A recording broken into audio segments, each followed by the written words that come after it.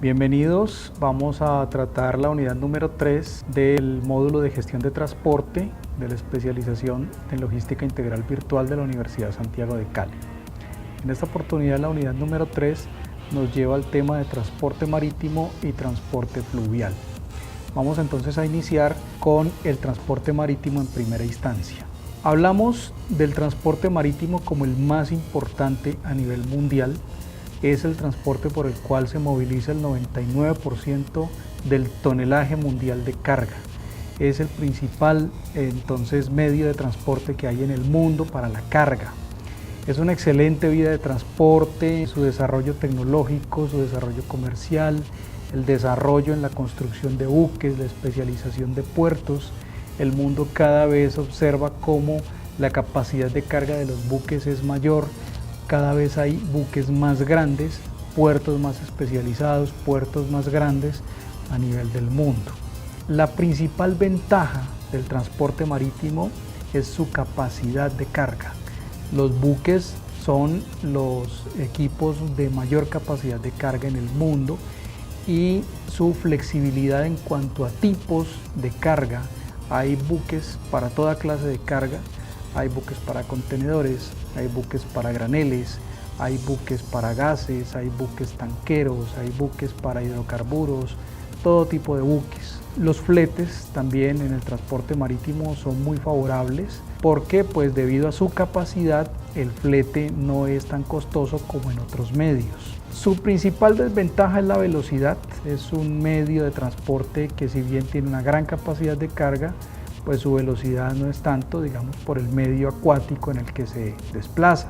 La velocidad, los costos de embalaje también son costosos porque pues en el transporte marítimo se requiere la unitarización y la contenedorización de la carga. Entonces el costo del embalaje puede ser una desventaja, lo mismo que la frecuencia de los servicios. En Colombia, aparte del Ministerio de Transporte, que es la entidad que regula todo el tema de transporte en Colombia, está la Dirección General Marítima, que se conoce como la DIMAR, que es la autoridad que rige los puertos marítimos en Colombia. Bueno, hablamos ahora de lo que es un puerto marítimo. El puerto marítimo es un lugar geográfico que es el que facilita la unión del medio acuático con tierra y es el lugar donde los buques hacen la transferencia de carga. En ese sentido, el puerto marítimo es el resultado de toda una compleja red de infraestructura física y de servicios a los buques y a la carga y a los intermediarios que a través del puerto hacen todas sus operaciones de comercio exterior, de comercio internacional. Entonces, en ese orden de ideas, un puerto es un punto de interfase. Sirve como enlace la conexión de la cadena logística entre el buque y la tierra. Adicionalmente, los puertos fungen como depósitos aduaneros. Normalmente están facultados como zonas primarias aduaneras, donde la mercancía que se descarga de los buques es depositada en esa zona primaria mientras hace sus procesos de nacionalización. Igualmente, los puertos marítimos han evolucionado como centros logísticos de distribución. Pues además de prestar servicios aduaneros como zonas primarias, también prestan servicios como centros logísticos de almacenamiento y distribución de mercancías. La estructura básica de un puerto está compuesta principalmente por un canal de acceso, canal marítimo, que debe ser de aguas profundas, debe estar debidamente señalizado, cumpliendo toda la normatividad de navegación. Debe tener el muelle como tal, que es lo que se denomina como la pantalla de atraque, que es donde el buque físicamente toca la tierra y hace el contacto con su casco para que una vez sea asegurado a la tierra, el buque se estabilice y pueda empezar sus operaciones de carga y descarga. También hay bodegas, hay cobertizos, hay patios, hay todo tipo de zonas de almacenamiento y de tránsito de la pantalla de atraque del muelle del puerto hacia la zona terrestre. Están todo tipo de infraestructura y de servicios para las operaciones de carga y descarga de los buques. La infraestructura informática y de comunicaciones, que actualmente pues es imprescindible en todo puerto, y los equipos especializados para el cargue y descargue, todo tipo de grúas y servicios para los diferentes tipos de carga, bien sea graneles sólidos, graneles líquidos, carga gaseosa, hidrocarburos y la carga contenedorizada. Entonces hablamos de los servicios logísticos de un puerto, hablando como centro de distribución internacional de carga, los servicios de embalaje, los servicios de almacenamiento especializado, controles de inventarios, servicios de empaques, servicios de alistamiento de mercancías y de pedidos, controles portuarios, controles terrestres de cargamentos, servicios de transporte multimodal, toda vez que hay una interfase de la carga desde el modo marítimo a los modos terrestres, como puede ser el carretero o también el modo férreo. Bien, hablemos ahora de los tipos de buques. Estos se clasifican dependiendo del diseño de sus bodegas y el tipo de carga para el cual están acondicionados. Entonces, hay buques convencionales, hay buques multipropósito que sirven para todo tipo de carga, bien sea graneles sólidos, líquidos, gaseosos o carga contenedorizada. Están los buques para carga refrigerada que se consideran especializados, los buques de autotransbordo que se conocen como los roll-on roll-off, que son buques que la carga se puede autotransportar desde y hacia su interior, por ejemplo los buques que transportan vehículos.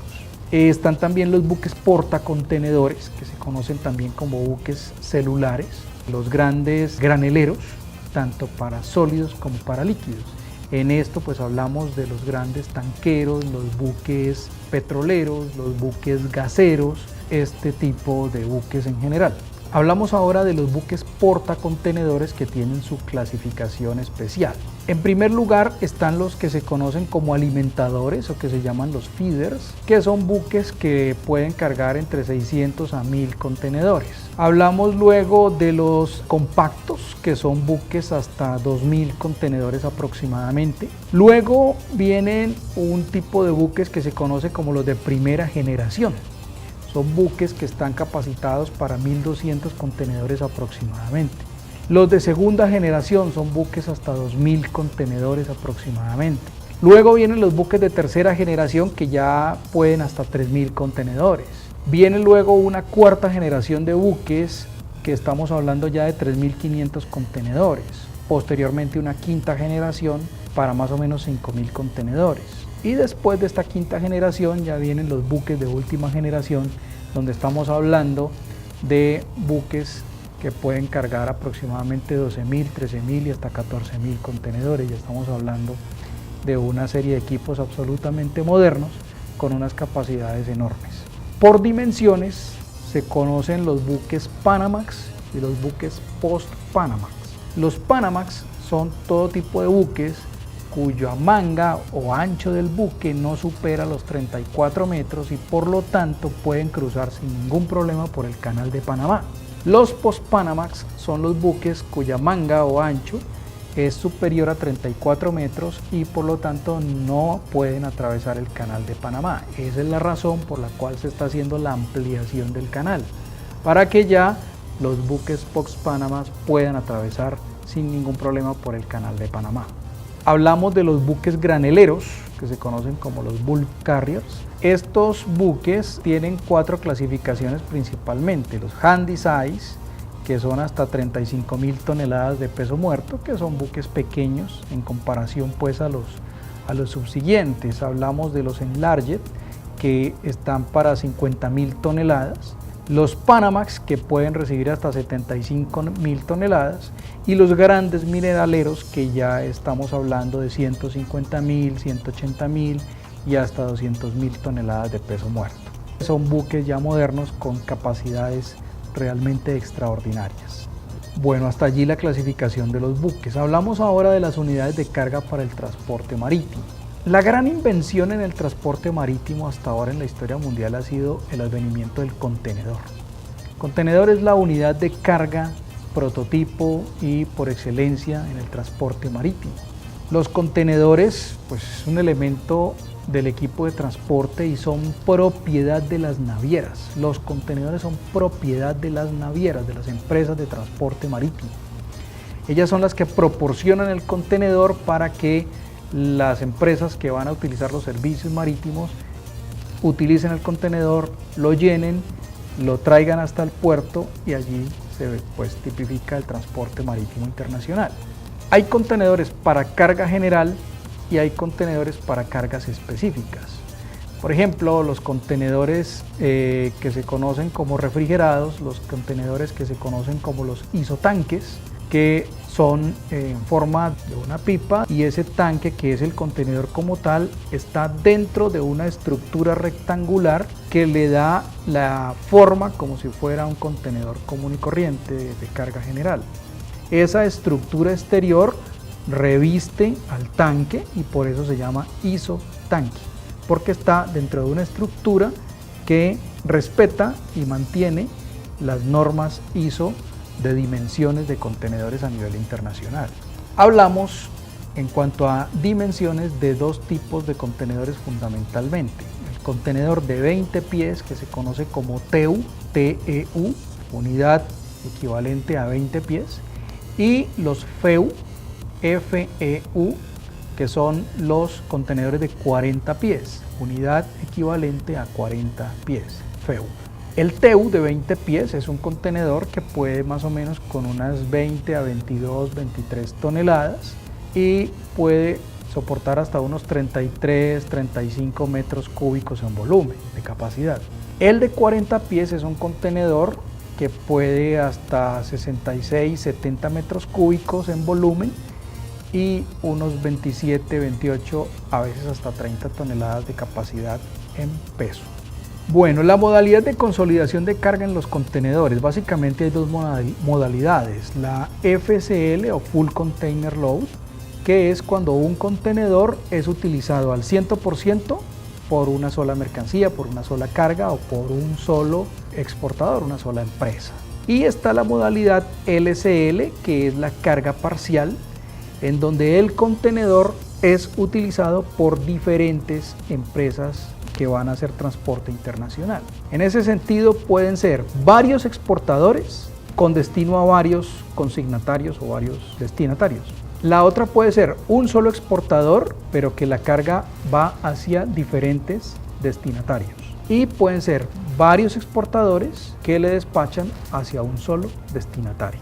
Pueden ser esas tres combinaciones cuando usamos la modalidad LCL, o sea, de carga parcial en el contenedor. En el transporte marítimo es muy usual la consolidación de carga cuando estamos hablando de pequeños exportadores. En este caso se requiere la intervención de un agente consolidador. Estos agentes consolidadores son muy comunes en el transporte marítimo y ellos asumen directamente la gestión del transporte, emiten un conocimiento de embarque y asumen una obligación de resultado, pero no son la naviera. Son un intermediario, lo que se llama un consolidador, para la modalidad de carga parcial en contenedores. ¿Qué aspectos se deben considerar en el embalaje de los contenedores? Es muy importante que haya una inspección previa cuando el contenedor está vacío. ¿Por qué? Porque hay que proteger y asegurar la carga y sobre todo de cualquier tipo de contaminación. De los contenedores se inspeccionan. Una forma muy usual de hacerlo es que hay un inspector que se mete al interior del contenedor, lo cierran completamente, el contenedor debe quedar absolutamente oscuro y esta persona verifica que no haya ningún orificio de luz, el cual pueda ser un perjuicio para la carga. Estas inspecciones se hacen en el interior del contenedor. Posteriormente se revisa el piso del contenedor, que no tenga ningún orificio y que no tenga ningún doble piso. Lo mismo las paredes, que no tengan, por ejemplo, doble pared, que no tengan ningún tipo de orificio, y finalmente el techo. Hay empresas especializadas en la inspección de los contenedores. Las empresas que prestan seguridad física son especialistas en la verificación de contenedores, sobre todo las empresas de seguridad física que prestan servicio en los puertos. Hay casas clasificadoras para la inspección de mercancías. Entonces hay que verificar, por ejemplo, si se requieren inspecciones sanitarias, si se requieren inspecciones aduaneras, si se requieren inspecciones para control de narcóticos, que son muy requeridas, y las inspecciones propias internas que quiera hacer todo exportador o importador de carga. Ahora hablamos de los servicios de transporte marítimo. Hay básicamente dos tipos de servicios en transporte marítimo. El servicio no regular, que son empresas que no operan con itinerarios, operan libremente, es un tema de oferta y demanda de carga. En este tipo de servicio no regular es donde más operan los buques especializados, los buques graneleros, los grandes tanqueros, gaseros, estos buques que no se consiguen en el servicio regular, que es el otro tipo de servicio. Entonces, las empresas que prestan este tipo de servicio de buques especializados son el servicio no regular en transporte marítimo y normalmente utilizan el flete por viaje o flete por tiempo. Hacen contratos de fletamento por un servicio y hasta allí. El otro tipo de servicio es el servicio regular, que ya son empresas que operan con rutas preestablecidas, con frecuencias preestablecidas, con rutas marítimas estables, que siempre los buques hacen paradas en los mismos puertos. Esas rutas ya están preestablecidas y ofrecen los espacios en las naves a todo el usuario que quiera, pues, que lo necesite. En este caso, pues, están sometidos al riesgo de que de pronto los buques no vayan siempre full carga, 100% utilizados en su capacidad de carga, y están asociados bajo el sistema de conferencias. Son diferentes empresas navieras que conforman lo que se llama una conferencia marítima. Se asocian para manejar los mismos fletes, los mismos tipos de rutas, complementarse en cuanto a rutas y así ofrecer un servicio integral a los usuarios. De esta manera se protegen de las empresas del servicio no regular, que son las que ofrecen los servicios oferta y demanda. En este caso de las empresas que ofrecen los servicios regulares, la mayoría son las de buques portacontenedores. Entonces, resumiendo los tipos de servicios. En el servicio regular, la carga es casi siempre la general y la que va unitarizada en contenedores.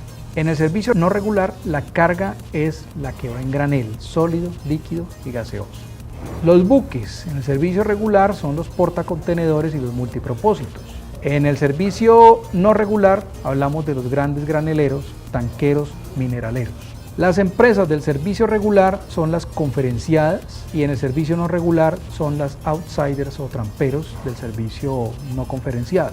Los agentes del servicio regular son los agentes marítimos, los agentes de carga, los consolidadores. En el servicio no regular encontramos los corredores de fletamento, que se conocen como brokers. Los tipos de contratos.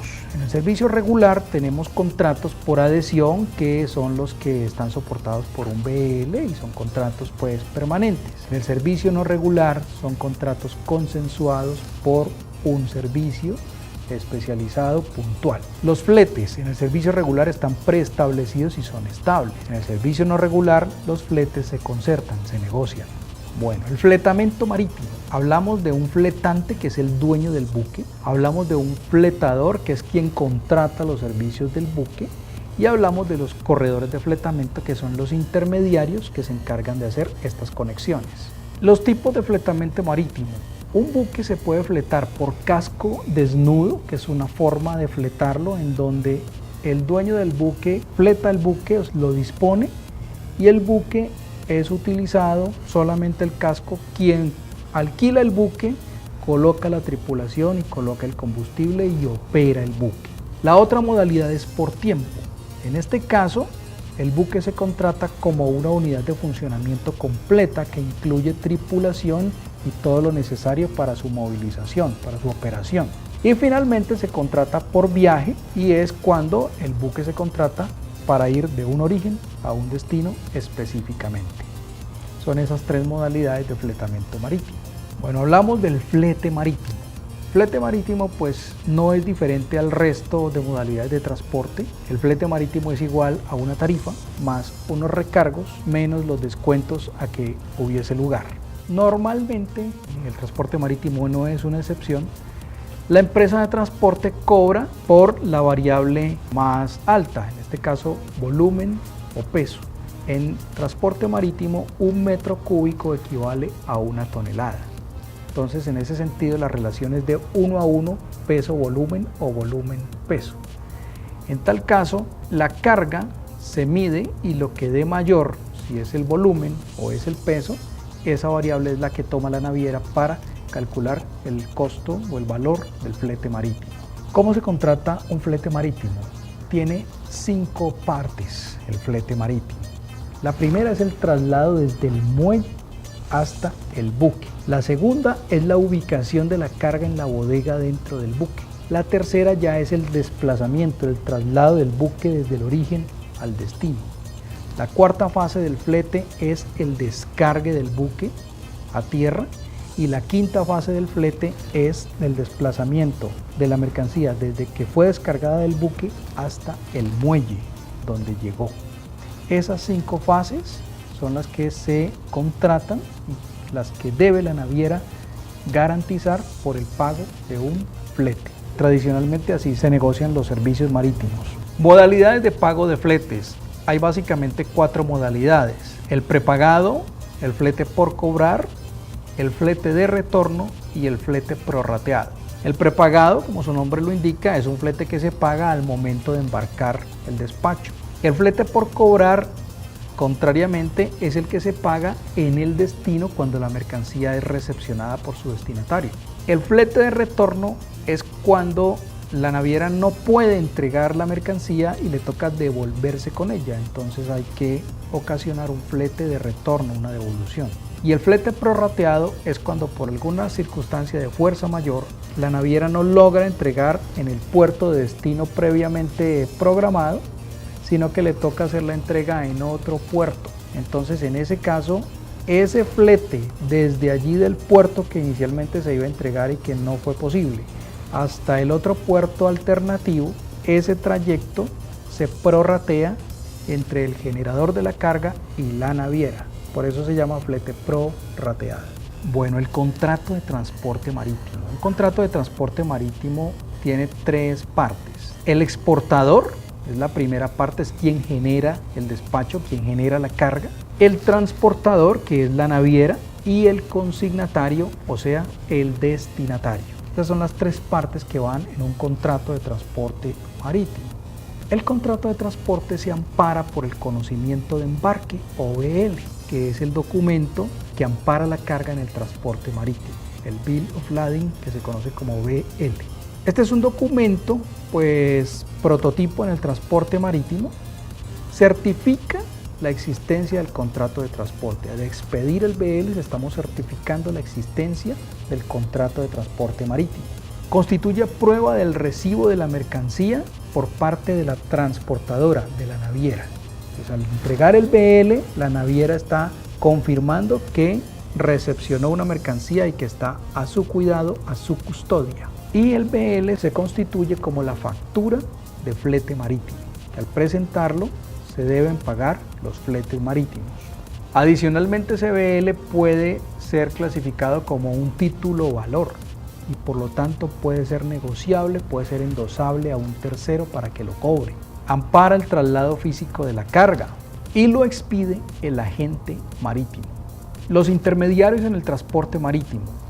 Están los agentes marítimos, que son los que representan a las navieras. Están los agentes de carga, que son los que representan a los generadores de carga, los exportadores o importadores. Hay unas empresas que se denominan administradores de contenedores, que son empresas especializadas en el manejo de contenedores, especialmente en los puertos, en las interfaces con los buques. Están los consolidadores o transportadores no operadores de naves, que son empresas que se encargan de consolidar mercancía, emiten conocimientos de embarque, pero no operan los buques. Y están los corredores de fletamento, que son las entidades que en el servicio no regular del transporte marítimo negocian los fletes y consiguen los buques especializados mediante el servicio no regular, o sea, el servicio de oferta y demanda. El seguro de transporte de mercancías por vía marítima. Los elementos del contrato de seguro. Hay un asegurado, que es el exportador, hay un asegurador, que es la compañía de seguro, hay un objeto asegurado, que es la carga, y hay una prima que se paga por ese servicio de seguro. Los tipos de riesgo que se amparan en transporte marítimo, las averías particulares y las averías generales. Una avería particular es un daño o pérdida de una carga parcial, una carga puntual. Una avería general, o que también se conoce como avería gruesa, es cuando hay una pérdida voluntaria que se asume para enfrentar un peligro, digamos, común durante la travesía marítima. En estos casos, el capitán de un buque puede decidir, si enfrenta un peligro grande en el mar, puede decidir dejar caer cierta parte de la carga o quizás toda la carga al mar con el fin de preservar la vida de las personas que están en el buque. En ese sentido, cuando eso llegue a suceder, se considera como una avería general o avería gruesa. Los tipos de pólizas están determinados según la duración. Entonces, en ese sentido, puede ser por viaje o puede ser flotante. Una póliza por viaje cubre solamente un trayecto puntual de un origen a un destino. Una póliza flotante ampara un conjunto de viajes y puede tener una vigencia que por lo general es de un año. Hasta allí entonces todo lo que tiene que ver con el tema del transporte marítimo. Vamos ahora a continuar con el tema de transporte fluvial. Transporte fluvial es en esencia el traslado de productos y de pasajeros de un lugar a otro a través de ríos con la profundidad adecuada para que sea navegable. En este sentido, el transporte fluvial es una importante vía de comercio interior en los países como tal y pues deben tener, para que sean funcionales, las infraestructuras suficientes y necesarias a lo largo de la ribera de los ríos. Las aguas interiores corresponden con los ríos, los lagos y los canales que puedan ser navegables hacia el interior de un país. Se utilizan barcazas, básicamente son barcazas y motonaves y planchones. Las motonaves se conocen como los buques fluviales que pueden movilizarse por sí mismos.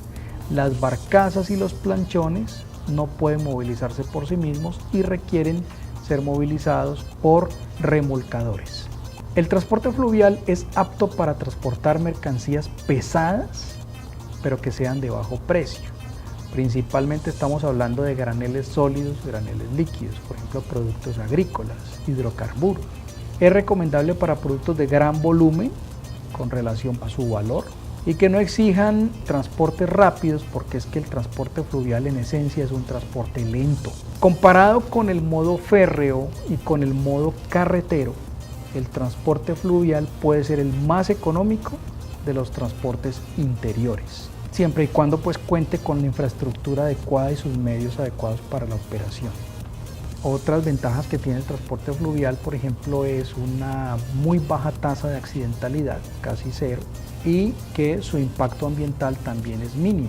A nivel de emisiones de gases, a nivel de emisiones de ruido, es un transporte de muy bajo impacto. Una barcaza fluvial puede transportar 1.500 toneladas. Eso equivale, por ejemplo, a 30 vagones de ferrocarril de 50 toneladas cada uno. Imagínense 30 vagones. O equivale, por ejemplo, a 54 tractomulas de 28 toneladas. Entonces estamos hablando de una gran capacidad. Un convoy de barcazas movilizado por un remolcador puede perfectamente movilizar 24.000 toneladas por viaje. Entonces estamos hablando de 1.500 toneladas por barcaza y un remolcador que tenga 3.300 caballos de fuerza. Bueno, para que el transporte fluvial sea competitivo requiere de unas condiciones. ¿Cuáles son esas condiciones? La primera, que existan zonas industriales y agrícolas a lo largo del río. La segunda, que al finalizar el río o cerca de su desembocadura exista un puerto importante fluvial y marítimo, principalmente marítimo, como punto de enlace entre el transporte fluvial y el transporte marítimo. Se requiere que los costos sean competitivos, los costos en términos de tonelada kilómetro de todas estas mercancías que se transportan pues por la vía fluvial. Que tenga adecuadas conexiones con el modo férreo y con el modo carretero en los puntos de enlace, o sea, en los puertos fluviales, y que permitan implementar el transporte multimodal, y que tenga terminales de carga y zonas de transferencia a lo largo de los ríos. Si se cuenta con la infraestructura adecuada y con la profundidad de navegabilidad suficiente, el transporte fluvial puede resultar muy competitivo a nivel de transporte interior de carga. En Europa, por ejemplo, actualmente hay más de 26.500 kilómetros navegables para el transporte fluvial. Lo importante de este dato es que el 38% de esas vías fluviales son artificiales y el 60% restante son naturales. Entonces están los ríos muy bien adecuados en Europa para el transporte fluvial. El 80%, por ejemplo, de la producción agrícola en los Estados Unidos es movilizada por el río Mississippi.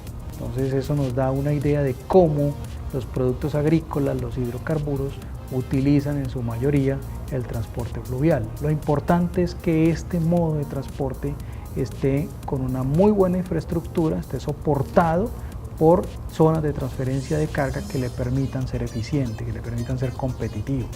Una de las ventajas del transporte fluvial es su bajo costo de flete. Claro, eso va en relación de que es un transporte lento, pero al ser un transporte lento bien programado, sus fletes son muy económicos. En Sudamérica hay muchas cuencas fluviales que son utilizadas, la principal de ellas es la cuenca del Río de la Plata, entre Argentina, Uruguay, Paraguay y Bolivia. En Colombia pues está la cuenca del Magdalena, la cuenca del Amazonas, la cuenca del Orinoco y la cuenca del Atrato. Esas 4 cuencas son las principales en Colombia. La que más moviliza carga es la cuenca del río Magdalena, que tiene puertos importantes como Barranca Bermeja, Puerto Berrío y Puerto Salgar. Hablamos entonces de la contribución efectiva del transporte fluvial en la parte ambiental. Es un transporte de muy baja contaminación a nivel de ruido, a nivel ambiental. En Colombia, pues el transporte fluvial, su principal cuenca es la del río Magdalena. Por esta cuenca se moviliza mucho hidrocarburo de Ecopetrol y hay otras empresas que también movilizan carga pues por el río Magdalena. Se espera que el río pueda tener un dragado suficiente por parte del Ministerio de Transporte para que pueda extender sus kilómetros navegables. Hablamos que en Colombia en este momento hay 24.700 kilómetros de vías fluviales, pero de las cuales solamente 18.200 kilómetros están adaptados para ser navegables con carga, el resto no es navegable. Se espera que en Colombia, con la visión 2019 de la Política Nacional de Logística y Transporte de Carga, se puedan adecuar las otras vías fluviales, como la vía del Amazonas, como la cuenca del Atrato y la cuenca del Orinoco, que actualmente pues son vías fluviales que tienen navegabilidad, pero no están explotadas adecuadamente para el transporte de carga. Básicamente lo hacen para transporte de pasajeros y como conexión entre las poblaciones vecinas que hay a lo largo de las riberas de estos ríos. Entonces se espera que Colombia pueda realmente potenciar sus otras cuencas y fortalecer asimismo la cuenca del río Magdalena. Por decir algo, actualmente el 65-70% de la carga que se mueve por el río Magdalena es hidrocarburos, el 25% es carbón y un 10% restante como abonos, cemento y otro tipo de carga en menor cuantía. Muy bien, hasta ahí entonces el tema de transporte fluvial y terminamos con la unidad número 3. Los invito para que nos encontremos nuevamente en la unidad número 4. Gracias.